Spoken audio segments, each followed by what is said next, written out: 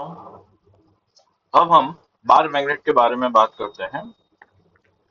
तो अगर हमने मैग्नेट को एक बार की शेप में, एक छोटी रॉड की शेप में रखा तो उसे हम बार मैग्नेट कहते हैं। यह एनसीईआरटी का हमारा पहला टॉपिक चल रहा है। तो अब समझते हैं कि मैग्नेट, बार मैग्नेट या मैग्नेटिक डाइपोल है क्या। तो अब बार मैग्नेट एक डाइपोल है। ये बिल्कुल वैसा ही है जैसा अपन ने फर्स्ट चैप्टर में इलेक्ट्रिक डाइपोल के बारे में पढ़ा था। तो बार मैग्नेट जो है एक डाइपोल है जिसमें नॉर्थ और साउथ पोल होते हैं। इलेक्ट्रिक डाइपोल में प्लस क्यू माइनस क्यू लेते थे बेटा। तो बार मैग्नेट में नॉर्थ और साउथ पोल्स हैं जिनकी स्ट्रेंथ सेम है और वो आपस में एक स्मॉल डिस्टेंस 2a से सेपरेटेड होते हैं। तो a bar magnet is a dipole having north and south pole of same strength and separated by a small distance. इसमें एक प्रॉपर्टी होती है अलाइनमेंट की प्रॉपर्टी, जो हमने पहले भी पढ़ी थी कि इनको फ्रीली सस्पेंड करने पर ये एक स्पेसिफिक नॉर्थ साउथ डायरेक्शन में जाके अलाइन होते हैं। ठीक है। तो इसका जो नॉर्थ पोल होता है बार मैग्नेट का, वो जियोग्राफिक नॉर्थ की तरफ पॉइंट करेगा और साउथ पोल जियोग्राफिक साउथ की तरफ पॉइंट करता है। कंडीशन फ्रीली सस्पेंड होने चाहिए। तो अब देखो, इसको डायग्राम से समझते हैं कि माना हमने एक हैंगर बनाया और उसको हवा में से लटका दिया और उसके अंदर एक बार मैग्नेट रखा और उसको फ्रीली रोटेट होने दिया। तो कुछ देर बाद वो जियोग्राफिक नॉर्थ साउथ डायरेक्शन में खुद को अलाइन कर लेता है। ठीक है। तो ये जो लाइन हुई मैग्नेट की, ये वाली लाइन जो उसके पोल्स को मिलाने वाली लाइन है, इसको हमने मैग्नेटिक एक्सिस कहा। और ये जो मैग्नेटिक एक्सिस है अर्थ के खुद के मैग्नेटिक फील्ड के मैग्नेटिक एक्सिस है बेटा। ठीक है। अब इस मैग्नेटिक एक्सिस से जाने वाला वर्टिकल प्लेन, तो ये एक वर्टिकल प्लेन है जो मैग्नेटिक एक्सिस से जा रहा है।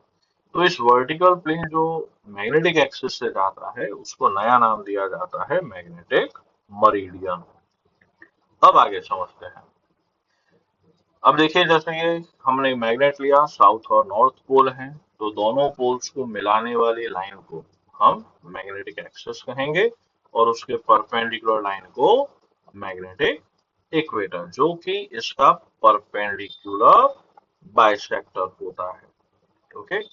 अब समझना बेटा, अनलाइक पोल्स अट्रैक्ट करते हैं, लाइक पोल्स रिपेल करते हैं, ये पूरा पढ़ा हुआ है।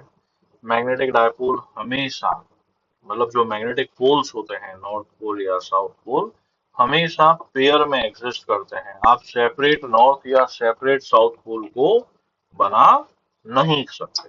ठीक है। अब हमने इलेक्ट्रिसिटी में ये पढ़ा हुआ है कि रिपल्सन जो होता है वो बेस्ट वे होता है ये चेक करने का कि कोई बॉडी इलेक्ट्रिफाइड है या नहीं।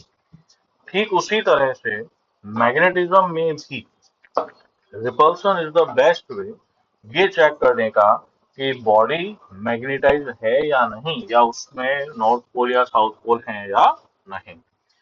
तो repulsion is the best way or sure test for distinguishing between a magnet and iron। भैया सवाल आता है क्यों।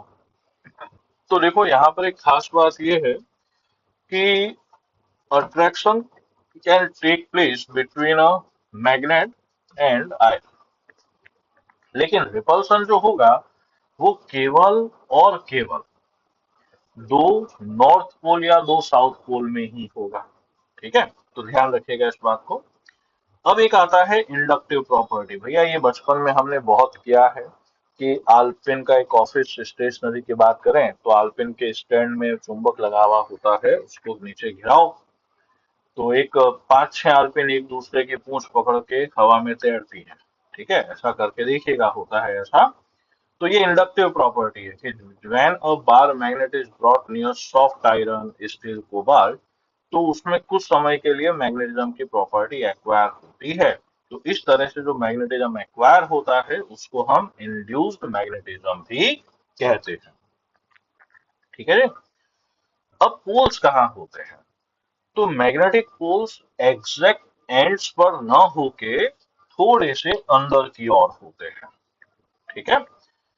तो पोल जो हुए वो पार्ट होता है मैग्नेट का जहां पर उसका मैग्नेटिक स्ट्रेंथ मैक्सिमम होता है।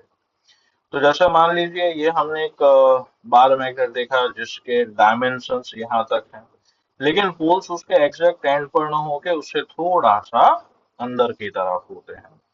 तो पोल्स मैग्नेट का वो पार्ट है जहां पर उसका मैग्नेटिक इफेक्ट मैक्सिमम होता है।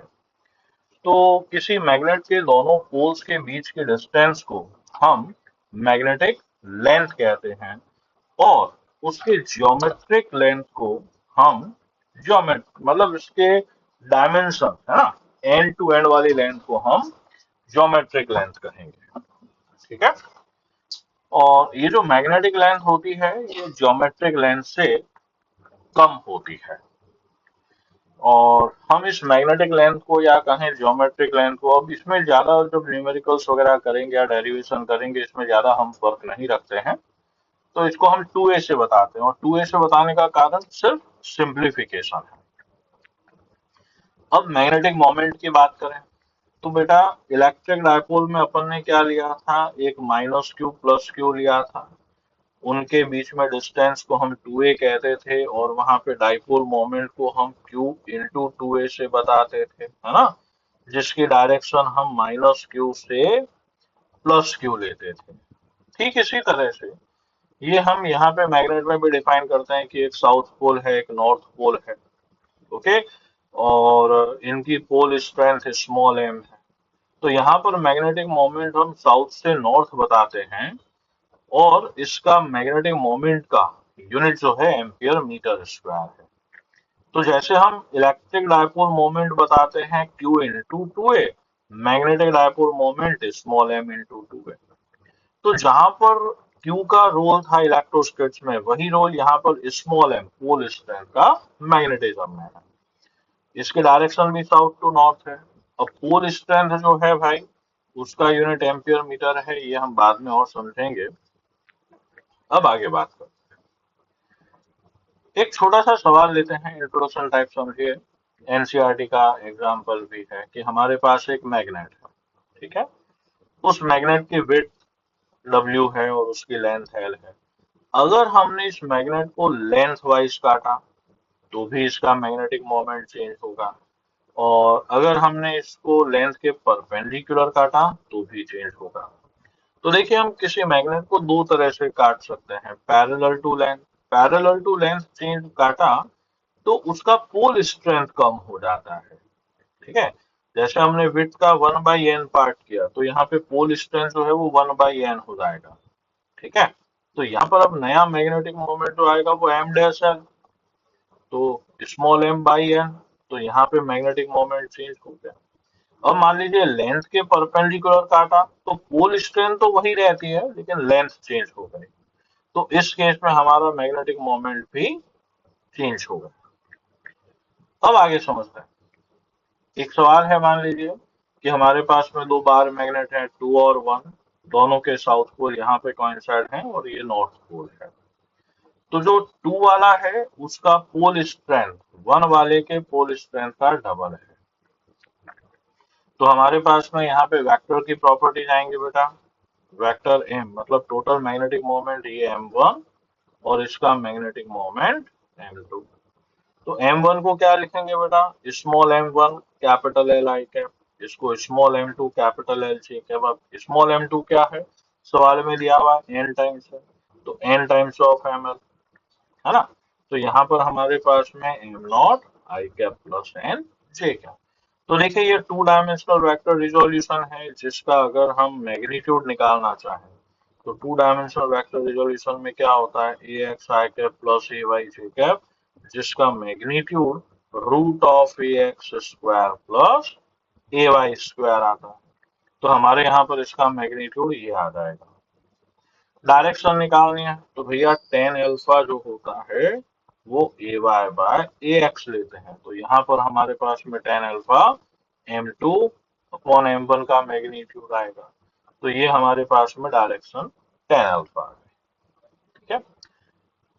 तो हमने जो पढ़ा अभी एनसीईआरटी का, ये बार मैग्नेट का पार्ट पढ़ा है। बार मैग्नेट के पार्ट में अभी ये हम बाद में करेंगे। ठीक है। ये भी डायपोल मोमेंट वगैरह हम बाद में पढ़ेंगे। अभी एनसीईआरटी में इतना डिटेल में ये नहीं लिया है, लेकिन ये काफी इंपॉर्टेंट है, तो अभी हम आगे समझते हैं बेटा। राधे राधे।